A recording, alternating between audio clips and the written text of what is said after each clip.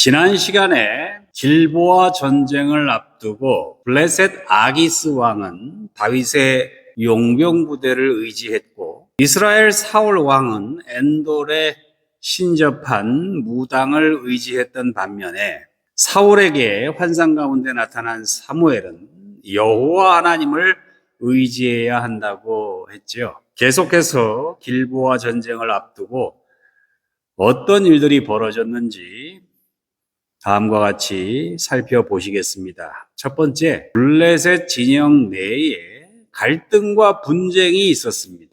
1절 말씀부터 보면 블레셋 사람들은 그들의 모든 군대를 아벡에 모았고 이스라엘 사람들은 이스라엘에 있는 셈 곁에 진쳤더라.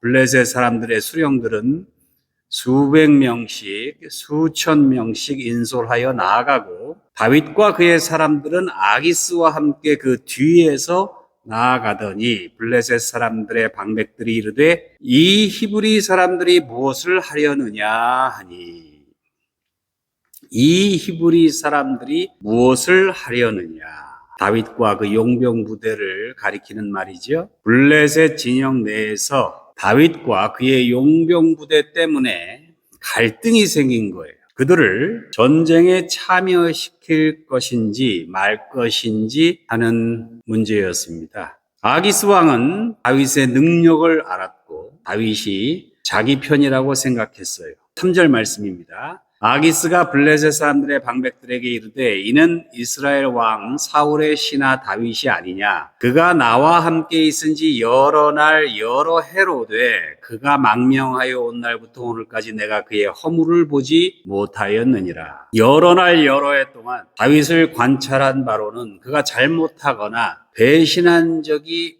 없다는 거예요. 그러니까 믿을만 하다는 얘기죠. 하지만 다른 블레셋 족장들은 입장이 전혀 달랐어요.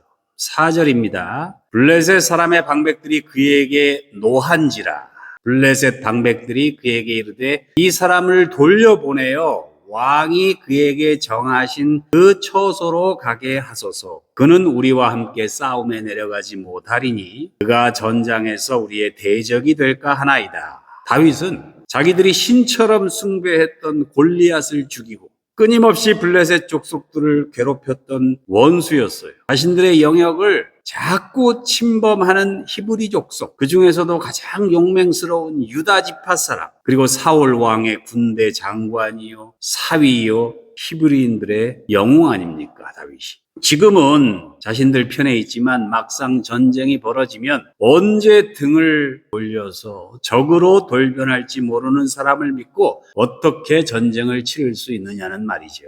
크고 작은 전투와 전쟁에 익숙한 블레셋 족장들의 현명한 판단입니다. 결국 아기스 왕은 블레셋 족장들에게 굴복하지요. 아무리 왕이라 해도 각 마을의 부족장들이 장정들을 동원하지 않으면 큰 전쟁을 치를 수 없었기 때문에 결국 족장들의 뜻을 따를 수밖에 없었을 겁니다. 족장들의 의견을 존중하고 그렇게 일사불란하게 움직였던 블레셋 진영과는 달리 히브리 진영은 상대적으로 오합지졸이었습니다. 비록 사울이 왕이었지만 사울은 베냐민 지파를 대표했을 뿐이고 다른 모든 지파들의 협력이 있어야 큰 전쟁을 치를 수 있었는데 사울 왕은 자기 지파인 베냐민 사람들만 천부장 삼고 백부장 삼고 그들에게만 밭과 포도원을 주었다고 하지 않았습니까? 거기다 12지파 중에 가장 큰 지파, 가장 많은 장정들을 동원할 수 있었던 유다 지파에 속한 다윗을 원수로 삼았으니 이스라엘 12지파 통합에 실패한 사울 정권은 불안할 수밖에 없었던 거예요. 이스라엘 12지파의 이런 갈등과 경쟁 관계를 고려한다면 굳이 다윗이 아니더라도 사울의 뒤를 이어 왕이 될 사람은 유다 지파에서 나올 수밖에 없었던 거지요. 어쨌든 블레셋 족장들에게 굴복한 아기스 왕은 다윗의 참전에 대해서 결단을 내릴 수밖에 없었습니다. 여기서 두 번째, 아기스 왕은 다윗의 용병 부대를 돌려보냈습니다.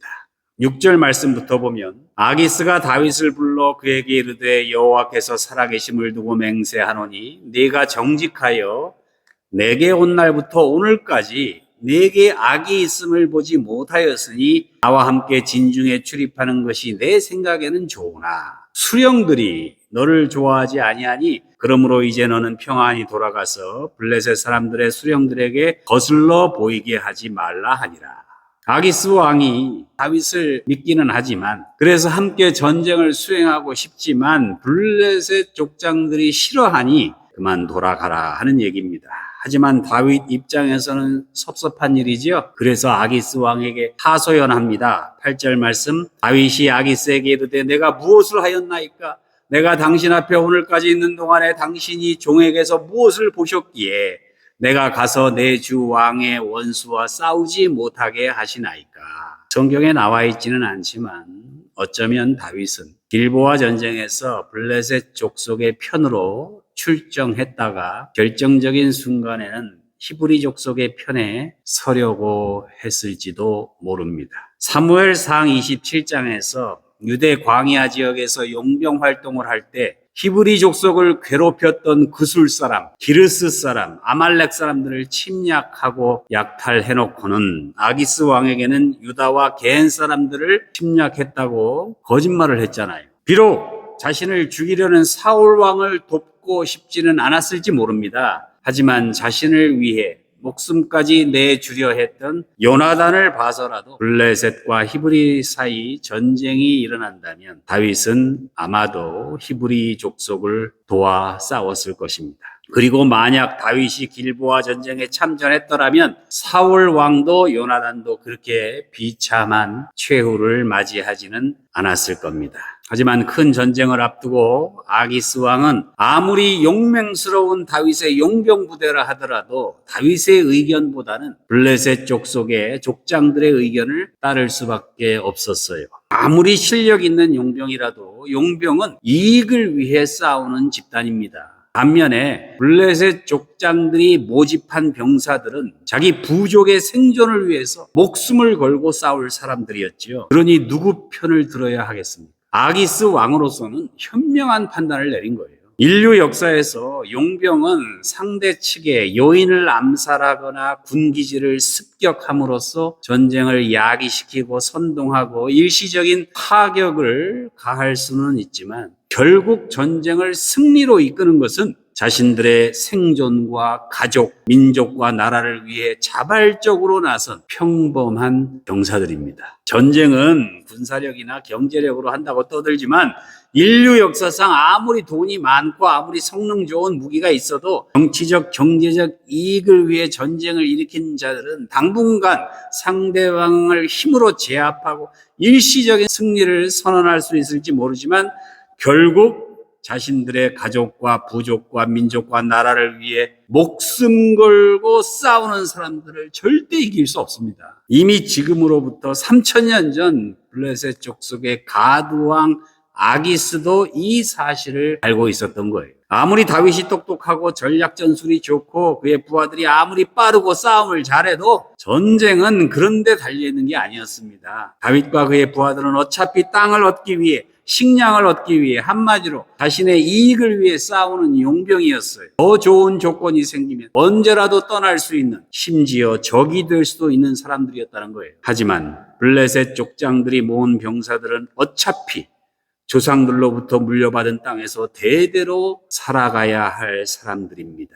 그러니 자신과 가족들의 생존을 위해 목숨 걸고 싸울 사람들이었던 거예요. 지금 세계 곳곳에서 전쟁을 벌이는 사람들, 이 사실을 명심해야 합니다. 9절 말씀부터 보면 아기스가 다윗에게 대답하여 이르되 내가 내 목전에 하나님의 전령같이 선한 것을 내가 아나. 블레셋 사람들의 방백들은 말하기를 그가 우리와 함께 전장에 올라가지 못하리라 하니 그런즉 너는 너와 함께 온 내 주의 신하들과 더불어 새벽에 일어나라.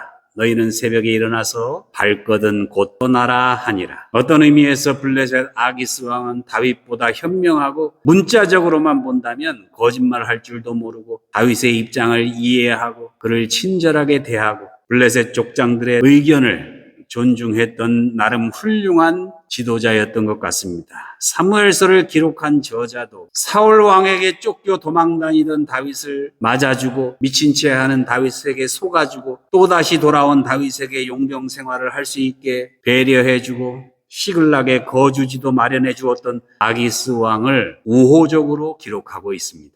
다윗으로 하여금 이스라엘 12지파를 통합하여 이스라엘 왕국을 세우는 데 가장 큰 도움을 주었던 아기스 왕이 마치 여호와 하나님을 믿었던 것처럼 기록하기도 했지요. 사무엘상 29장 본문 6절에 나와 있습니다. 성경은 특정 인종이나 특정 민족이나 특정 나라에 대하여 무조건 편들거나 옹호하지 않습니다. 옳은 것은 옳다 하고 잘못된 것은 잘못되었다고 합니다. 아무리 하나님의 선택을 받은 히브리인들이라 할지라도 우상 숭배하고 하나님의 뜻을 저버리고 질책하지만 아무리 이방인이라도 하나님의 뜻을 알고자 하고 하나님의 뜻을 따르면 하나님의 백성으로 받아주고 축복해 주십니다. 성경의 저자들은 얼마나 하나님의 뜻을 존중하는지, 얼마나 하나님이 원하시는 일을 하는지, 얼마나 사랑과 공의, 정의와 평화를 위해 애쓰는지 그런 기준을 가지고 사람이나 집단을 관찰하고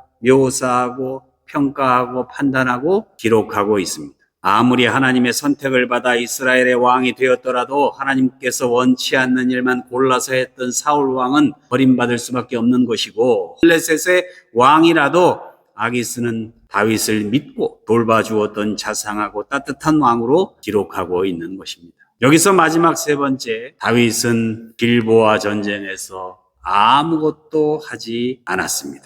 11절 말씀, 이에 다윗이 자기 사람들과 더불어 아침에 일찍이 일어나서 떠나 블레셋 사람들의 땅으로 돌아가고 블레셋 사람들은 이스라엘로 올라가니라. 다윗은 부하들을 이끌고 시글락으로 돌아갔고 블레셋 사람들은 히브리 족속과 전쟁을 치르기 위해 이스라엘 평원으로 올라갔습니다.